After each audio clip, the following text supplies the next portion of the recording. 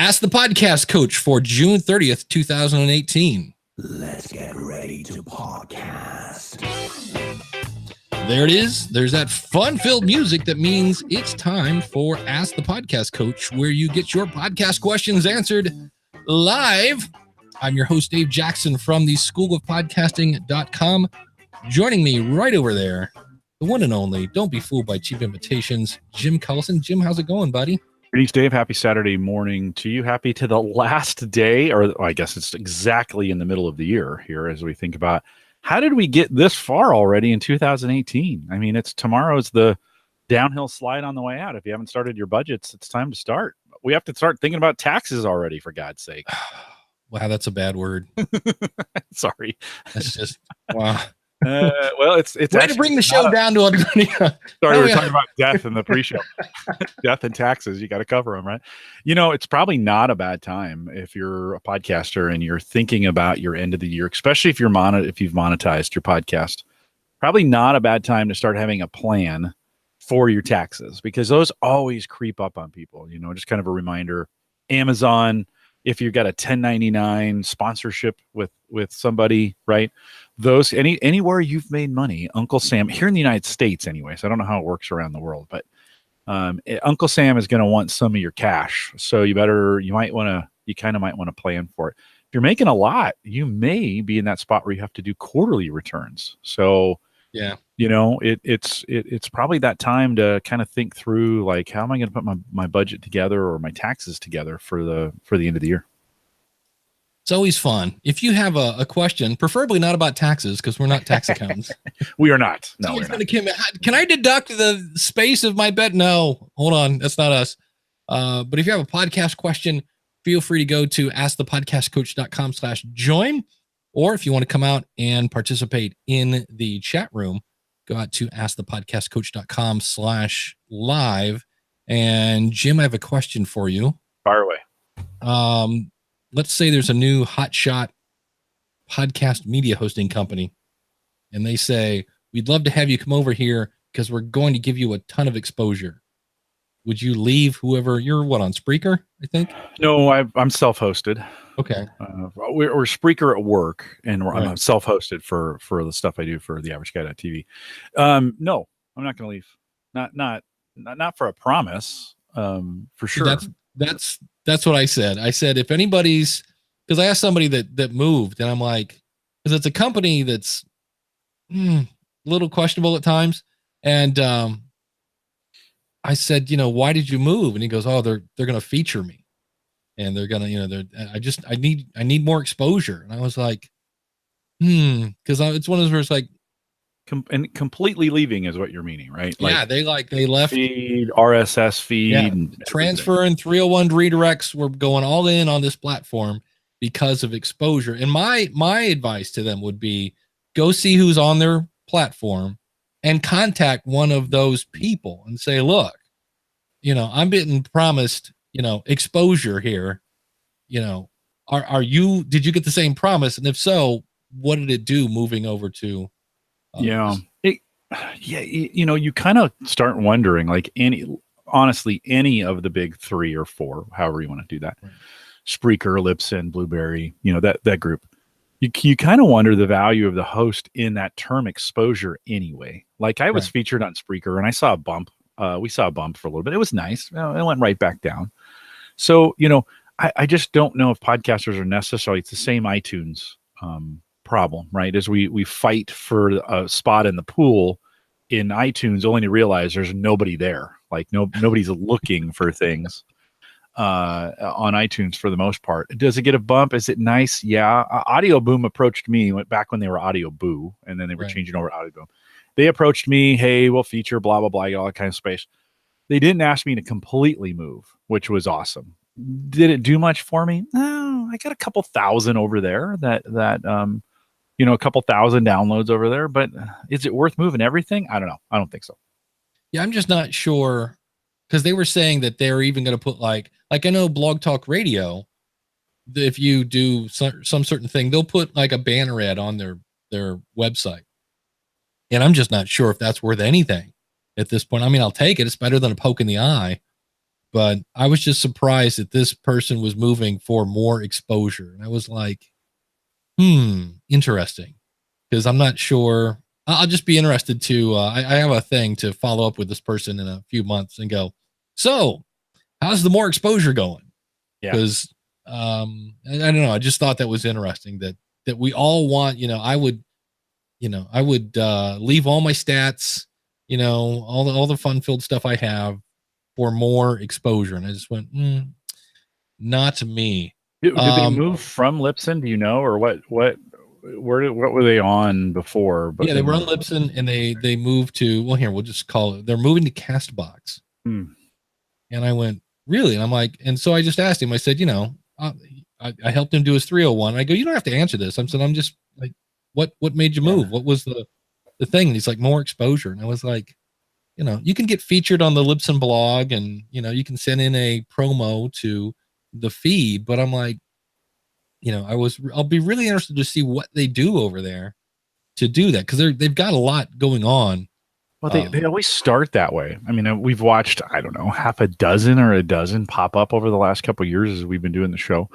And they always start out with a super hot, sexy website and folks with headphones on and girls running on the beach. And, they got great looking websites. Yeah. And then the real question is how much work. I think they all genuinely think if they create a great website and buy some Google AdWords, that they're going to drive traffic. And I just don't think that's the way it works.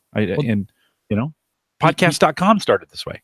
Yeah, I don't know if true. you've gone to podcast.com, they have a big flash. Their site hasn't changed. I think I've been using them 2 or 3 years now. Their site has literally not changed since the day they launched it. And I get 1 or 2 listens every week out there, but it makes you wonder what they're doing. Is it ads? There's no, right on. Yeah. Yeah. I imagine, if I started seeing Castbox ads on YouTube or Castbox ads in Facebook, like I see Wix, oh my God, if I see another Wix ad on YouTube, I just created this dope website. And you're like, come on, stop it. Right. But that must work if they're, if I saw them pouring that kind of money into this for advertising, I think, Dave, you'd have to give it a serious look. But do you see any advertising? And you and I would be the perfect audience to target for those kinds of ads if they were doing it. Otherwise, how else are they getting the word out? I don't know. Maybe a flyer is going to show up in your mail today, or it's going to be a billboard. I'm being facetious, but so I don't know. Kerry Bond says, I'm honestly leaning more towards Podbean over Libsyn. You will regret that decision unless you just need basic stats. Super nice people. They got the advertising thing going on if you want to make $1.50 per 1,000 downloads, but and I love Jen. They have a sexy site, Dave. They do. They have the pretty girl with headphones on the front page. They do. They do. But the thing I thought we would go back in the day, because really bad history has repeated itself. And I just actually put a blog post about this on davidjackson.org, which is probably pretty good because it's one of those when you go, should I post this? I'm really kind of like, but I was like, this is backed up by fact. So one of the facts is back in 2006, there was a free media hosting company called Podshow. And they basically did something bad and then they apologized for it. In fact, Adam Curry did. And this was his thing. After the release of Podshow on July 6, 2006, other podcast RSS feeds were copied and modified, which is horrendous. Like, this is like the worst thing you can do in podcasting. With Podshow copyrights overriding the original feeds instead of the XML feeds. Feeds linking to the original, they link to the internal cache, whatever. Adam Curry addressed the issue in the following Saturday's episode of the Daily Source Code. We basically cached your feed, no different from what iTunes does, but it's not in both cases, their apologies were pretty crappy. You can't take my feed, make a duplicate of it and put that into iTunes because then I don't control my feed. You do. And that's just horrible. And what happened this week? Didn't Anchor do this too? Anchor does this with your permission, but they do Well, it. well, they don't really ask for permission. They just do it. What they do is they submit your show to iTunes. So you still kind of control your feed in Anchor. You can ask for a 301 redirect, but they own your show. And that's the correct terminology. They own your show in Apple Podcasts. Now, can you get it back? Yep. You have to go into Anchor, put in your email address in the feed, go to Apple and say, hey, I want to move this from the Anchor Apple account, Apple ID, to my ID, to which Apple will then say, here, put this weird code in your feed. So you have to go into Anchor or whatever. No, you have to put it into whatever you're moving to. So let's say you're moving to Blueberry or Libsyn, whoever. You put it in your new feed, and it takes about a week to do. But it's one of those things where they're the only host that does that, which to me is either one of two things. Either A, you're being a trailblazer and you found a new path that nobody else has thought, or B, you're doing something really horrible and you don't care, or you don't know any better. And this week, it came to Todd Cochran's attention that CastBox was basically duplicating feeds. And then James Cridlin over at Pod News looked at his and said, not only did they duplicate my feed, but they changed some stuff in it to not point at his website. And that's when we all went, ooh, that's not only like nasty. That's a black hat, SEO kind of thing. And so what was interesting is, what's doubly interesting is, number one, I think CastBox is a sponsor at Podcast Movement, and this is in the Podcast Movement Facebook group. And we're all like, whoa, that's bad. That's nasty. And the social media person from CastBox put this thing. They said, let's see. Hi, Podcast Movement community. We heard your concerns. We would like to rectify a misunderstanding about our platform. CastBox honors podcasters' work and copyrights. We do not divert any listeners from the original publisher sites. When a user plays a podcast on CastBox, the play always is credited to the original host, so they're not making a copy. We only track play counts on our platform and make that data public, but those plays are always directly linked back to the host and show up on the host stats. We are just a platform and not a host. Now I'm emphasizing that they're not. Any alleged separate mirrored RSS feed info created by CastBox is only to enhance and optimize indexing and searchability of the original content. So again, they're looking for searchability here. They still direct listeners to the same original publishers. Now, what's interesting about that is later, when Todd called them out, they're like, oh, no, this is all internal. Like, this is, yes, oops, we did this. It's bad. Sorry. But this was all internal. So somebody in the Facebook group go, wait a minute. If it's internal, how is it going to help with Google search? So you really got to be careful around podcasters, because we are nerds and we will dig into your technology and point it out. And my favorite thing is I was feeling rather snarky, especially with the line, we are just a platform, not a host. If you go to their website, they have a big button that says host for free with unlimited storage. To which I said, hey, congratulations. Not only are you a host, you're a free host, which means you'll be gone in about 31 months. So it was just kind of like, and the thing I thought that was interesting is they put out, not on their blog, but in the Facebook group on CastBox letterhead, a thing saying, there have been some concerns raised today about our business practices, namely the mirrored RSS feeds that were recently exposed. We take concerns around copyright and privacy infringement very seriously. And this is, to me, it's not about copyright or privacy. It's the fact that you're controlling my feed. I'm like, you still don't get the problem. It's like when somebody goes, I'm so sorry that I was late for dinner. Well, that's not really what she's upset about. It's like, while there was no malicious intent behind the mirrored feeds, that I kind of go, oh, then why were you changing the website location to point at, I don't know, probably you? I'm like, that's, we failed to identify the issue internally. And for that, we owe you an apology and we're sorry. It was a mistake on our part, and we have since removed all of the altered feeds. We also want to make clear that we never store shows or content locally. Again, that wasn't the issue. They keep apologizing for things that you're like, no. Rest assured that we are working closely with our engineering team. You might want to give them a podcasting 101 class to provide more detailed explanation on how this occurrence came to be and complete resolution on any outstanding issues. In order to get this right, please be aware that it may be a few days before we provide additional information about these and other issues raised. So we've always been a proponent of the podcast community, and we aim to operate with the highest standards of ethics, integrity to protect the rights of podcasters and their listeners. So I appreciate the apology, but it's just one of those things where they keep saying things that you go, this does not bring out a lot of confidence in me that you know exactly what's going on.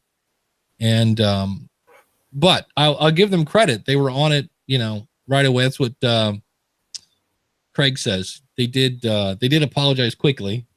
They apparently are fixing it, but to me, I don't know. It's just like one of those things where you're like, I thought pooping on the sidewalk was going to be a good idea. I'm like, no, when is that ever a good idea? Well, sometimes they just, they start digging for things to do, and one thing leads to another. And, it depends on how they've put it together. Some developer who may not quite fully understand the ecosystem codes it up in a way and just makes it go sideways, at least from a PR standpoint. I went over to castbox.fm while you were talking, searched Home Gadget Geeks. They do pull in all three of my feeds. It is kind of interesting. They're pulling in my video feeds, and it does. It's my feed. It's coming off iTunes. It looks like that's where they're getting it from, right?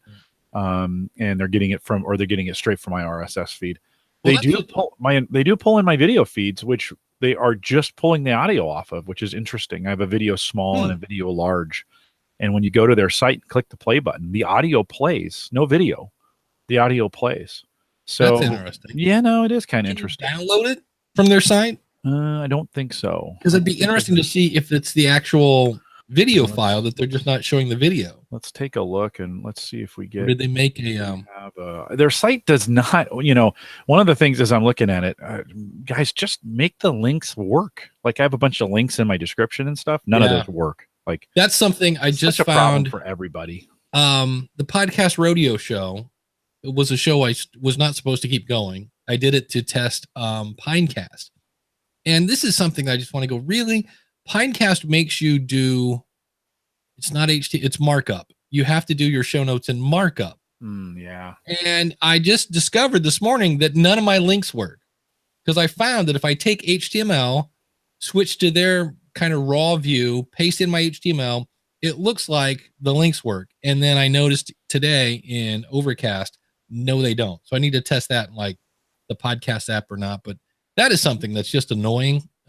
James, again, Cridlin over at podnews.net has a great article where he shows like 19 different apps and the fact that your show notes are probably not going to show up right in about half of them. And I'm like, it's HTML. Come on, just make it, and that was one of the things that Castbox said they changed some of the links for security purposes.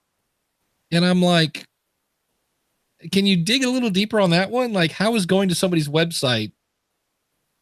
I could understand if they were linking to a site that had, I don't know, some sort of virus or. I'm sure there are people that are using these things to propagate viruses and, malware and phishing, and I'm sure.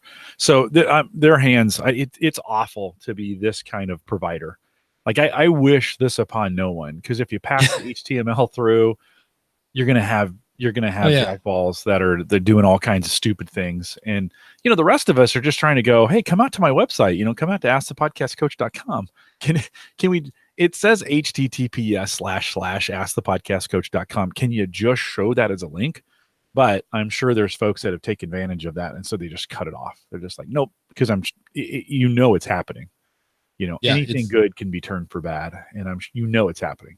Yeah, so it'll be a fun thing to watch. I remember, in the early days of podcasting. I remember when Libsyn was, we're talking like 2004, and in their first 2 months there was something, and they had a big like outage for like an hour or two, and that's one of the reasons why I liked them, is they came out and said, hey, you know what, we messed up, we didn't expect this, here's what happened, here's why it happened, and here's why it's not going to happen again in the future. And I went, ooh, wait a minute, hold on a second.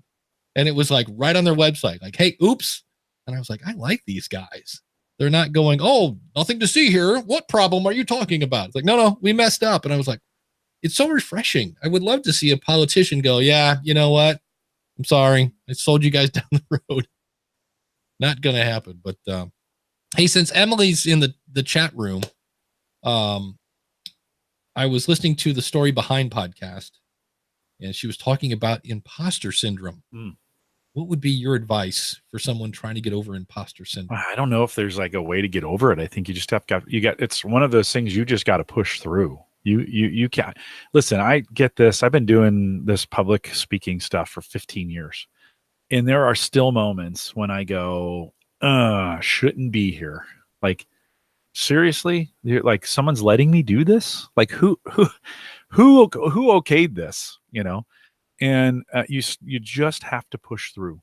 And I've got some imposter syndrome where I don't want to invite high profile tech guests to my tech show because I'm just kind of afraid of what they might say, and I think we all suffer from it, right? It's one of those things. Two, I think if you want to get past it, you've got to do some things where it automatically happens and you're not thinking about it. So, Dave, it's a real thing. And I think for a lot of people, it's a serious deal. I was listening to an interview of there's a new book out about Robin Williams, and I definitely need to read it. I was a big Robin Williams fan, but they explained how he had, and same thing with, I've read Martin Short's biography, and both those guys who were uberly talented were always like, this is going to end anytime now. This is just, people are going to figure out I have no talent kind of thing. I said, for me, I remember there were times when I would teach classes and I was like, yeah, but I'm not, like, I used to teach Access classes back in the day. And I'm not an Access guru. I knew the book, I knew the examples in the book, but if somebody wanted to color outside the lines, I was like, oh, this could get ugly. And I could be exposed for not knowing, all this stuff. And my boss just said, look, just keep in mind, you don't have to know everything. You just have to know more than your students. And I went, oh, that's kind of true. And he goes, if they ask you a question, you don't know the answer, write it on the board and look it up, ask Uncle Google. He knows everything. And I went, let's figure it out. Yeah. So I honestly think it's kind of why the drug abuse problem in Hollywood is so big, because, we think, you look at a guy like Chris Pratt or any of the Chris's, right? Mm-hmm. And you think, oh man, they got this all put together, fame, they're pretty. And you go, that must be great. And inside they are doing the exact same thing. They're like, oh my God, someone's going to find out about me. I'm going to mess something up. And the pressure on them to be on all the time. I mean, imagine being on camera everywhere you go. You pick your nose, it makes its way to YouTube, right? You say something, it's on BuzzFeed. That pressure is so enormous. And I'm sure that it's that imposter syndrome. I know they suffer from it as well, right? And just to say, I don't deserve this. And so you start self-medicating. For us, the pressure just isn't there. We're talking hundreds of listeners, but I think for a lot of them, the pressure is real. The pressure to be on, and not only just your own pressure, but now you have people, you have agents, you have staff who are dependent upon your talent for you to be great every time. And I just think they crack. Yeah. I remember when I first started, my first show was called the Musician Cyber Cooler. And it was basically a newsletter. And I remember when I started the newsletter, there was a guy, his name's Bob Baker, who is literally the godfather of music marketing. If you watch Jack Black's movie, School of Rock, his book is in the background. I mean, this is like, he is the guy. And I remember starting a newsletter or thinking about it. And because I had this website and I was just reaching out to different people on MySpace of all places. And somebody said, you should start a newsletter like this. These are really good tips. And I'm like, well, yeah, but I'm no Bob Baker. And they're like, yeah, but this is still good. It's like, doesn't mean like there can be more than one Bob Baker. And so when I started the podcast, I remember I got to interview Bob Baker, and it was like, it's like interviewing today. It's like you're going to interview the Godfather. And I asked him, I go, like, when you started, how did you kind of get over this thing? And he goes, oh, well, I just crowned myself. I'm an expert. And I'm like, really? He goes, well, I'd worked in magazines before. And he goes, and I was in a band. So yeah, I kind of knew the music side and knew how to write. So I just started writing about it. And I just said, well, all right, boom, I'm an expert. And I was like, Oh, so I just looked at myself and went, all right, boom, I'm an expert. Okay. It's just kind of weird, but it was funny because I expected him to say, "Well, I worked through it." He's like, "No, I just told myself I was an expert." And it's one of those, if you act the way you want to be, someday you will be the way you act. So if you act like an author, what's an author do? Well, they write. Okay. And you keep writing, eventually you'll end up being an author. So it's just a matter of, like you said, I think you do have to just kind of push through. And Well, I know, one last point here. When Gary called me about the whole Hall of Fame thing, that next episode messed with my head like nobody's business. I had to record it 4 times. Oh. And finally, after like the 3rd time, I'm like, just do what you do. Because I'd like record something and I'm like, yeah, but is this like Hall of Fame material? I'm like, no, it's not. I'm like, okay, well, nothing is. It's like you said, if you hold yourself up to like perfection and mind-boggling goodness, I was like, so like after the 4th time, I'm like, just do what you do because that's why you got voted in. So just shut up and be you. Yeah. Well, I think that's the key. Shut up and be you. You know that saying your mom told you, when you tell a lie, the longer the lie goes, the bigger and the worse it gets. I think sometimes in our podcasting, we overkick our coverage too early. In other words, we try to be more than we are, just be you is what you're saying. And I agree with that. I think if you try to overstretch or overdo who you really are, or try to answer questions that you're not supposed to answer, or you don't know the answers to, I'm a big fan of transparency in what we know. The earlier you start doing that in your podcast, the more problems you're going to have later on with your audience. Because if you promote yourself as this know-it-all in all these areas, and then they find out you're not, they're going to come down hard on you and you've lost trust. I think if you come at it like, hey, I'm just like you and we're figuring some things out as we go and I don't have all the answers. In fact, the audience will provide answers for us, those kinds of things. I think the better. So I think it's better to come at it early. Like, hey, I'm telling you what I know. No more, no less. Right. I have people that have told me they like my weight loss show because I start off with, I'm not a doctor. I'm not a trainer. I'm just a dude like you trying to lose weight in the basement. And they're like, that's why I tune in, because you're not trying to sell me anything. You're not, that whole 9 yards. So yeah, no, right on. We're just trying to do this thing together. Right. Yeah. It is, most of us are just average and we want to hear what everybody else is doing in that space. And there's some of us who are just extraordinary. Actually, most of us have something we're extraordinary in, and finding that is the key. But I just don't overkick your coverage. Just be transparent, right? Just tell them what you know and what you don't know. As you do it, you'll get better. This is the thing about imposter syndrome, right? If you can get past it, the more you do, the better you'll get. Yeah. So. And if you're starting off with an interview show, don't go for the big fish yet. Yeah. Because you stink at interviewing. Basically, what I mean? That's why I always say, I wish, man, I would love to have the ability to interview my parents. I would go back and interview my parents, not for the podcast, but just to interview them and get used to, okay, I'm listening to your answer while I'm already trying to think of what I'm going to ask when you're done. That skill is something you can only, kind of master, or at least get a grip on by doing it. And I think it'd be fun, just because if you were an interview, you could ask your parents stuff that you normally wouldn't ask them. I think that would be an interesting interview. I know my mom's in town. We have a wedding in 2 weeks. Yeah. My mom is in town. By the way, 2 weeks from now, that weekend, I'm out. So the 13th, no, 14th. Okay. Just what I'm thinking about. July 14th is, I should probably not podcast that weekend since my son's getting married. But I think? I think. Might just be a little busy. It's just a smidge. But my mom's in town, and that would be a good time. I'm going to try that, Dave. I'm just going to try and sit down and ask her some questions. What I do find funny, when my dad was still alive, I remember trying to get some answers from him about his childhood and some things. He did not want to talk about it. He shut those down. Like, I started talking, I can't really remember. I don't know, and can we go stack some wood? Okay. So sometimes it doesn't always work, but it's a good idea.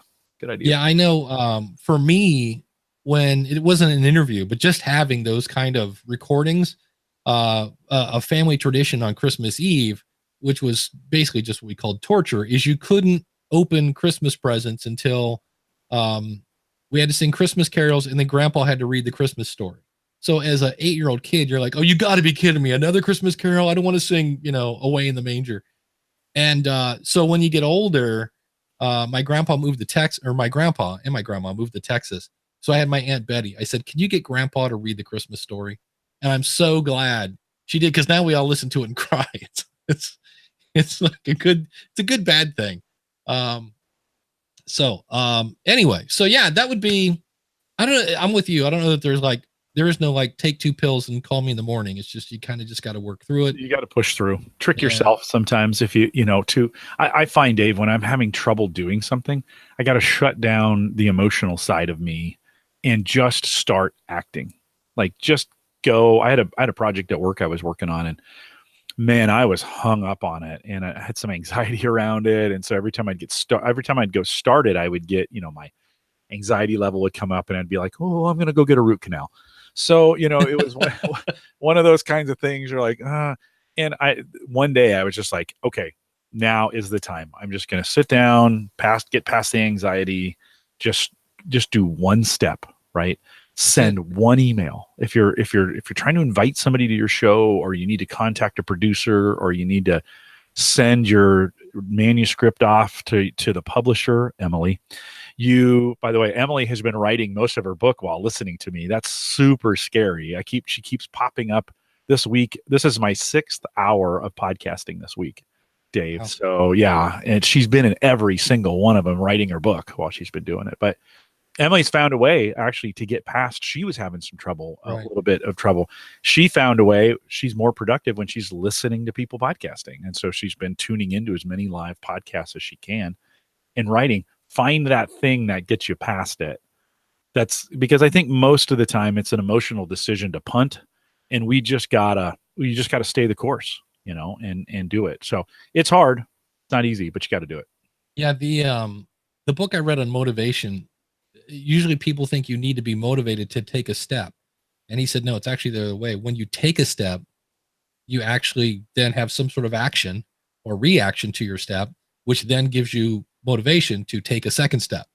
So it's a lot of times, I need the motivation to get started. Like, no, you get started, and that will motivate you totally to keep going. And it feels so great too, Dave, doesn't it? When you've something's been on your shoulders, you've had the weight of something for weeks, and you don't want to do it, and you're afraid, and then you get it done, and you're like, why did I wait so long to do that? And so you got to take an unemotional approach to it as much as you can. So Bill Hutchinson is hopping in here, which is cool. He's well, maybe we'll see him in here. Hopefully it's coming in. There we go. There it is. Bill. How are you, buddy? How are you? I'm well, thank you. Good. Actually, I just had a follow up with you, Dave, about a little while ago. You'd asked about what your show notes looked like when you did like in some different apps. Yeah. So I'd wondered if you'd actually considered loading like an emulator on your actual computer. Oh, that's not a bad idea. That's an interesting idea. Let me see if I can show you an example. I have not tried sharing the screen before, so we'll see if this works. Yeah, it's usually in the upper left-hand corner. There's a little green arrow. Yeah, I see it. It's not clicking, is it? No, it's a little tricky. Make sure there's 2 tabs on that share, right? There's a window tab, and then there's an application tab. And if you click over to the application tab, you can just share a specific window if that's what you want to do. That's what I'm trying to do, but of course it's not liking me today. Well, while Bill's go ahead. I'm sorry, Dave. I was hoping to help you out with this. Right. Keep working on that. Carrie says, that's what I did yesterday. She said, I need to find an anonymous artist of some street art in town. So I just started asking around if anyone knew who it was. A few hours later, I tracked him down and asked him to come on the show, and he agreed. There you go. And that's the thing. Sometimes, even if you are going after bigger names, those bigger names remember what it was like to be you.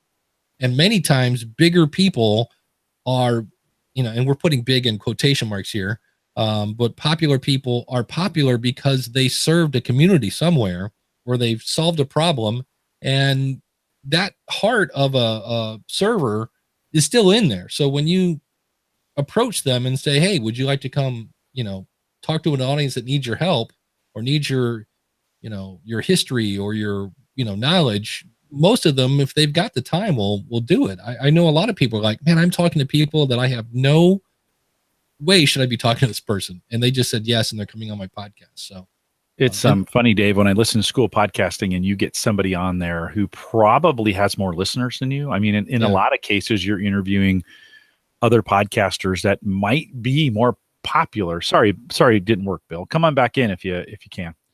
Where it might be more popular than you, and they always say, "This is great to talk to the Dave Jackson." Yeah, and I'm like, really?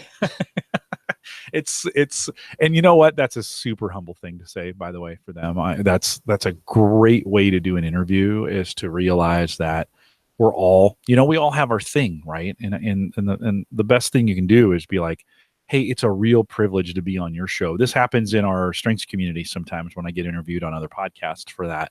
And we've got podcasters trying to do things. And of course, I'm probably, because I work for Gallup, I'm probably the leader in that space. But it's just as important for me to be on their show and to be able to be a part of that. So, all right, Bill, how we doing? Better. I changed browsers. I've been trying to use the Brave browser, but no, too many limitations. Yeah, that'll probably block it for sure. If you're in Chrome, that's probably the best experience. Yeah, that's what I just did. Cool. Okay. Yeah, see if you can flip that over to your screen for us. There he is. We got something. Dave, make sure for the audience you lock that. Yeah, I'm going to lock that on Bill. Oh, that's cool. So this is your School of Podcasting. Right. And this is, I loaded the Podcast Addict browser because I know that you mentioned that one specifically. Yeah. And so those are your show notes. What are you using to emulate this? I tried a whole bunch of different ones because my son's actually learning to develop on Android in school. The one I found works best was called Nox Player. Okay. Free to use, or is it paid? It's free. I'm pretty cheap, so we all are. Don't apologize. Nox Player. And so could you set this up and then put a bunch of the players, like save a bunch of the players, so you could from time to time go in and check and see how you're being seen in Overcast and in Pocket Cast and all these various sites on Android? Yeah. So with this one, for example, the first one I tried loading was actually the Google one because I wanted to see what that one looked like. And so that just came up like this. And it's great because I can pretty much check a lot of different, any app really. And then I can load it. Are you in Windows or are you Mac? This is Windows 10. Okay, good. Now I have to try that. That's Nox is P-N-O-X, or how do you spell that? N-O-X and then player. Very cool. It's a great idea. So I know, Dave, that you said specifically you wanted to look into that, so I thought I'd offer this as maybe an option for you. Yeah. Do they also allow you to emulate like a tablet size, or is it just a phone size screen? You can choose. So you can choose phones, tablets. And you can is set it your resolution. a single version of Android, or can you load in different versions of Android? That is a great question. Interesting. This one's version. Oh, so I'm not sure if this is Android version or the Nox version. Right. Yeah. It'd be an interesting question because there's so many flavors of Android that are out there. But Dave, you went out and bought a player to do this, and it still doesn't work. Yeah. I bought I bought this Samsung. Bill, I'm going to do this, by the way. This is a great reminder to have an Android emulator. I bought this Galaxy Tab E Lite, and it doesn't play when I finally got to install Pocket Cast on this, it was like, yeah, this may not work on your version of Android. And I'm like, well, that's, and I get that on everything I try to load. So that's what you get for going for the cheapest thing you can find. Totally. Hey, Bill, for the average guy setting this up, the average podcaster, so to speak, pretty easy to set up, pretty easy to, or are there any techie things that someone would need to know? This one was quite easy. There was a lot. There's dozens of emulators out there, and I tried quite a few. This was the one that I found was the easiest. Now, if you look here, it's quite an old Android version, 4.4.2, so it's very old. And I wonder if there's options to update that or to run the newer versions, whatever. Yeah, there might be. I just Yeah. haven't gotten that far into No, it. right on. I think this is a good if you don't have an Android device and you want to see. Have you Yeah. tried anything for iPhone from an emulator, or has it just been Android? I've just played around with the Android because that's what my son was learning in school. So Yeah. No, cool. It's a great idea. So you can, in the emulator, one, does it save state? In other words, if you've made changes to the Android platform you're emulating and you fire it back up, is it in the same place as it was Yep. when you left it? Okay. yeah, so like all the apps that I've previously loaded have stayed there. Yeah. Yeah. So Dave, all the this would stuff be at the handy bottom for is you, just by the way. advertising, but Yeah. Yeah. This would be super handy for Dave as you're thinking about talking through the various players on those and platforms. making tutorials. Like if I want to make a tutorial on how to subscribe to my show in Google Podcasts, it's like, oh, hold on, now I got to make screenshots, and even that's a pain in the butt on Pocket on my thing because it's the whole like press this button and this button together, and I've got that down on the iPhone. This thing is super sensitive. It drives me crazy. It's like it took me like 5 minutes to get one screenshot, and went, you know what? Never mind. We'll do this later. There you go. But interesting. It's a good. I think it's a this is okay. So we were talking about imposter syndrome. Like I'm the tech guy. I probably should have come up with this solution a long time ago. Emulators are nothing new. Like they're out there. I've seen them before. But here's Dave struggling, and I should have long ago said, Dave, have you ever thought about installing an emulator on your device there to do this? So, you can say, oh, God, I didn't know. I didn't say that. Well, no, that's why we have the audience, and Bill came in and That's said, it. so good job, Bill. Nice. all right, I'll pop out now, but just thought that might be something to help you out. Yeah. Well, and very where much can we so. find your podcast? I run a few different podcasts. The one that I probably produce the most is the YWAM podcast. So that's a Youth of the Mission news podcast. So it's a global missions organization. We're kind of around the world. And this is just podcasting, something I've actually done since 2006. So Very cool. He's an old timer. oh gosh, I found my original podcast from 2006 the other day trying to find music for my kids. And oh Sorry my to hear that. gosh, You just It was cringed. scary. Oh, oh, that's awful. it was But- pretty bad. Yeah, you it can't is. get to episode 30 without doing episode 1. We wish there was a That's way, good. Yeah, unless I you think do 30 and delete them. Well, I actually found that pilot episode that we all do that, and that's even worse than episode 1 that I actually released. So Nice, we'll stay away from that one. It is indeed. awesome. All right, Bill. Thanks for jumping in, man. Great advice. Appreciate it. All right, thanks guys. Yeah, I you love bet. what you do. Thank you. Thanks. Thank you. Thanks for calling in. Since we're doing a sharing screen, Yeah, let's talk section, about awesome subscribers. our awesome supporters here for the month. If I can get my mouse to work, I'm clicking. There we go. Josh Liston from onthebubblepodcast.com, another guy from Australia. I think that's where Bill's from, if I remember right. Greg from debtshepherd.com, Jonathan Bloom at weeklyawesome.com, Glenn the Geek Hebert from horseradionetwork.com. I got to give him a jingle or an email. I haven't talked to Glenn in a while to see what's up. I know he had that whole weird thing with the shoulder, but Josh Rivers from podcastingexperiments.com, Max Trescott over at aviationnewstalk.com. Max always takes pictures in his plane of like, He stuff. tweeted that last weekend. Yeah. That was really cool. I was like, that was awesome. Super cool. Yeah.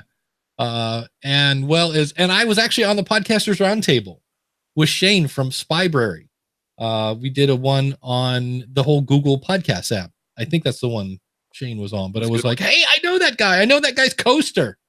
I never. It's funny. This is one of the things again that's always weird at Podcast Movement. I won't recognize your face, but if you have your show artwork on, or say your name, I will be. I will know exactly who you are. There was somebody. I forget her name. See, again, I forget her name, but she has purple hair, and her artwork has this woman with purple hair, and then she had her artwork on. I'm like, oh, that's the business podcast woman. Well, I was So- last year at Podcast Movement, and I was talking to another podcaster, and as soon as we started talking, I was a listener of his podcast. You don't see their face very much, right? And as soon as I heard his voice, I'm like, you're Cody Shots of History. And like he was like, he had one of those moments where he'd gotten recognized for his podcast, right? That doesn't happen very often. And it was fun to be the person who recognized someone for their work and for their voice, and just tons of fun. So it's good to recognize that way. Absolutely. Jim, what's your opinion when you hear the phrase the Netflix of podcasting? Because that seems to be, everybody wants to be the Netflix of podcasting. Yeah. Well, how about be the podcasting of podcasting? Like, and I get it. The Uber is the other one that a lot of people say I'm the Airbnb, right? I'm the Airbnb of this. But where are you seeing that? There is an article about our good friends that we just ripped apart at Castbox, because I'll put this in the chat room here. There's an article on, he said, askcompany.com, and they're asking, is the Netflix of podcast moment finally here? And they talk about the fact that Castbox closed $13.5 million in Series B funding and has raised $29 million since 2006. $29 million. That's a lot of clams. You know what I'm saying? Here's the deal, though, right? Okay, Netflix, when we thought about movies, they had a multi-billion-dollar industry waiting to be exposed, right? In other words, when Netflix came around, we were still getting movies on DVDs, and we were still picking up things at Blockbuster, right? And Netflix came along to an industry there were already billions of dollars in it. There are not billions of dollars in podcasting right now, right? It's the potential is there, right? But it's a brand new space, and I don't anybody who comes in and thinks they're going to turn on a fancy website and good search, they don't have millions of people out there trying to find ways to find podcasts yet, right? Where they did with movies. Movies was easy. Somebody just had to solve the technology problem to get it done, a site where they could come and stream them and those kinds of things. I don't think podcasting is going to work the same way. It just does not have the demand that movies did. Well, the thing I've seen a couple people on Facebook mention this, that they're thinking of leaving Netflix. And I'm almost there, because it dawns on me that when I go to Netflix, I'm like, I'll watch like they have a thing with a bunch of comedians doing stand up. And I'm noticing that I'm watching those and not laughing. That's the whole purpose of that, or even giggling. It's like someone are like, wow, that guy's just weird. Okay. Netflix is good for TV, right? That's where they really shine is TV. Well, it used to be their original stuff. Like they had House of Cards, Orange is the New Black has been off for a long time. I just watched, now The Ranch came on and I came and watched it. I like that show with Ashton Kutcher. But other than that, there's a lot of Netflix original stuff that I'm just kind of like, what happened to the movies? And then the movies are like, here, it's, from 1952 starring Jimmy Stewart. I'm like, what? I love Jimmy Stewart, but Clarence, but I'm like, I want to watch. Emily is in the chat room, though. Emily is saying the Netflixy thing is more about finding or more about exposing. Before in the pre-show, you were talking about how you're really loving Spotify because it is nailing getting you the right music, right, based on what you listen to. And okay, well, you know what? I'll maybe say if someone could solve the recommendation problem, maybe that's what they're saying, get the recommendations right. Yeah. That's actually more of a Pandora than it is a Netflix. I get that. But I don't know. I still don't think, again, music and movies, billion-dollar industries where people are dying to watch this stuff. Right. You're just not, it's great. I mean, but if a tree falls in the forest and no one's there to hear it, you can have all the great recommendations in the world and it's still not going to do very much. Yeah, I know. Like for me, when I first cut the cable and all that stuff, I cut HBO. And then it dawned on me, there's a show on there, Silicon Valley, that I like a lot. Yeah. For a while, I liked Westworld. I liked Divorce with Sarah Jessica Parker.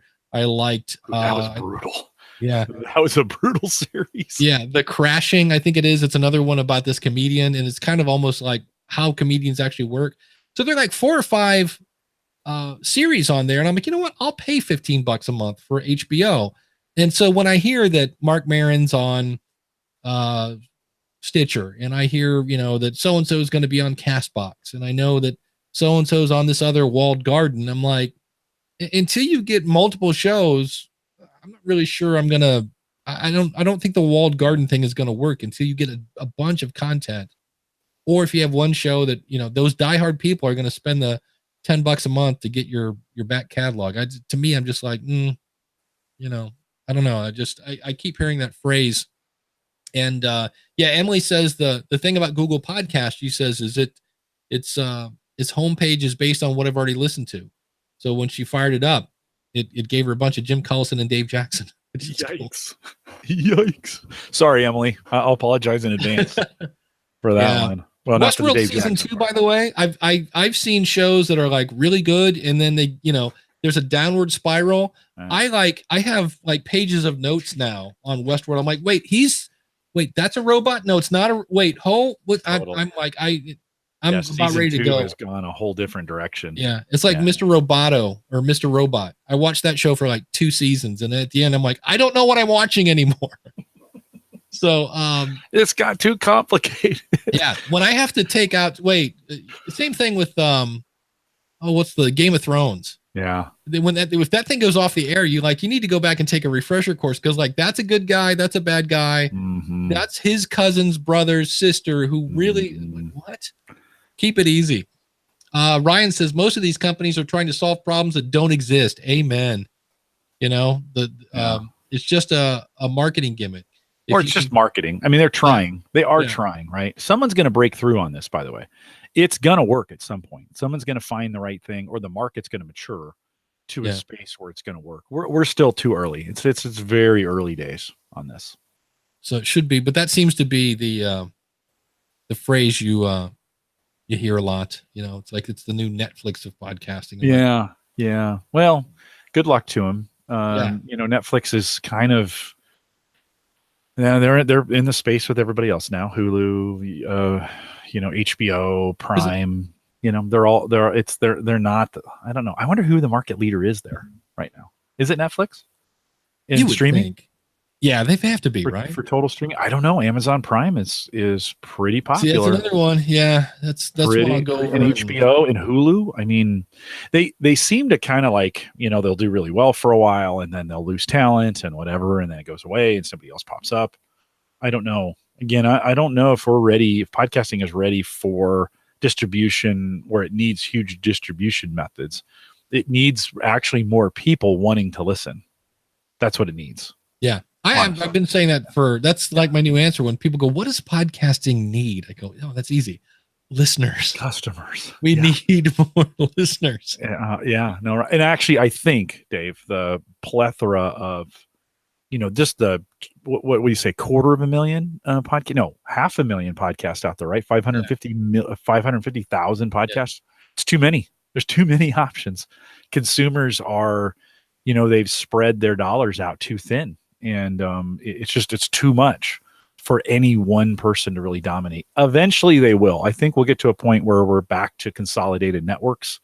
When TV started, you had everybody was local, and then all the affiliates came together to be NBC, ABC, CBS, and Fox, right? That's how that worked. Podcasting will take that bend. It will take a natural tendency to start grouping up. NPR is probably the first to be out ahead of this. Will they survive? No, because they're public. There's a fundamental problem with that. But there will be major players where this consolidates up, and the talent will consolidate. Yeah, because I know like there's Wondery. I don't know that I listen to anything on Wondery. I know it's a platform. I know there's Panoply.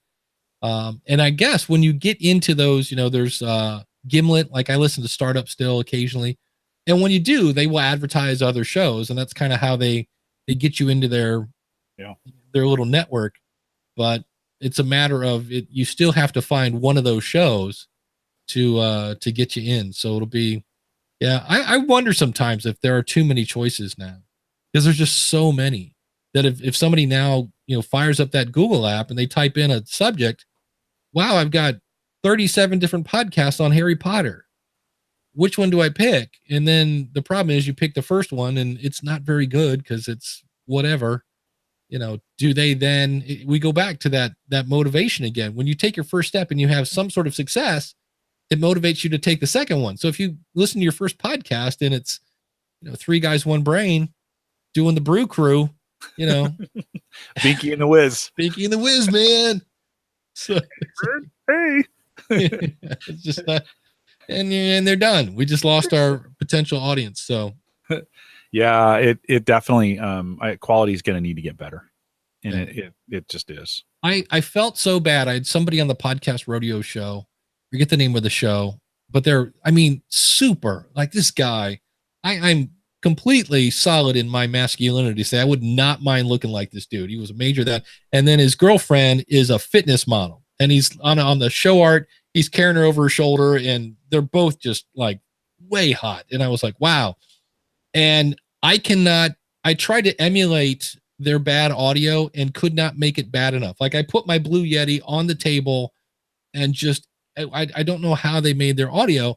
And I said, so the good news is I'm really proud because it was their first episode and they sent it into the podcast rodeo show. And I'm like, oh, please don't do that.